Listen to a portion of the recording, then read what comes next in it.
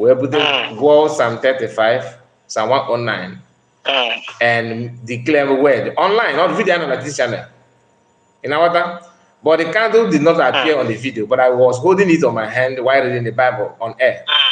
I declared what after that prayer. This guy went on his platform and started saying that some people are told he hear himself the whole forward. I'm watching the man on my corner. I want to watch. It's okay. Let's see. Then, go on. Then I don't know. Also mocked us somehow. So someone I can then put a web online. The book what they think. Eventually the book where I put that now. If because I know my conscience, I don't offend him. I do not what I say. I don't offend him. I could commit any lie against him. Even if I want to quote what people are saying, I will say allegedly that this is what somebody said. I'm not the one initiating that lie. Then after that, I wash my hands off. Now follow those ready. Like you can now. I have not used this my platform and said that okay, no melenka, no man. No like if these people are like remember when the issue of Mazamakan's wife. This guy was the one dishing it, saying it even more than anybody. Now you know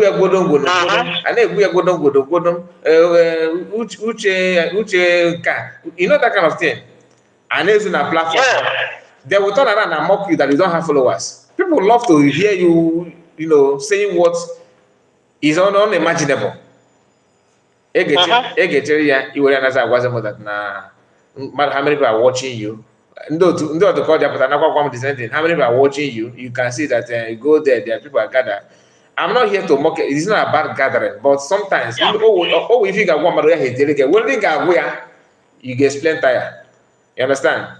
And Chamaka did not take it lightly.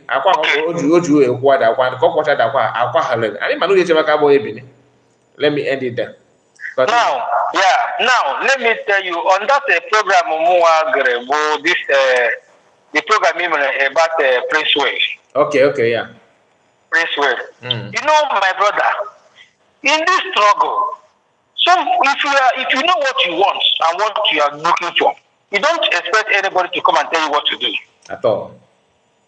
Prince Wave, how can as old as he is and matured enough to know what is right and what is wrong. And he did that, seeing how everything is playing.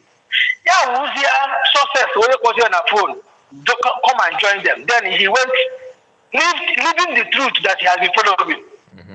Now, how do you do? Since December 29th, November 29th till date, can they pin out one thing? Say this is one thing. You grow woman. Outside Photoshop. Oh, how I just Hannah so yes, what if Guinea Gombe? In what are the points? Instead of look at for them to answer the question. Onye na-enwe okwu ogeji agba shoe. Pụtara m onye nwere okwu na-agba shoe si ya egbe shoe. Ya nwere nwe okwu ogeji shoe. Who's onye nke nwere okwu na shoe na-asị onye ahụ onye shoe. That is exactly what is happening now. Oh my goodness. My brother, let me allow that to contribute. Thank you so much. Thank you. Thank you, Triple. I really appreciate it. You can go, my brother. You can go. Let's hear from this.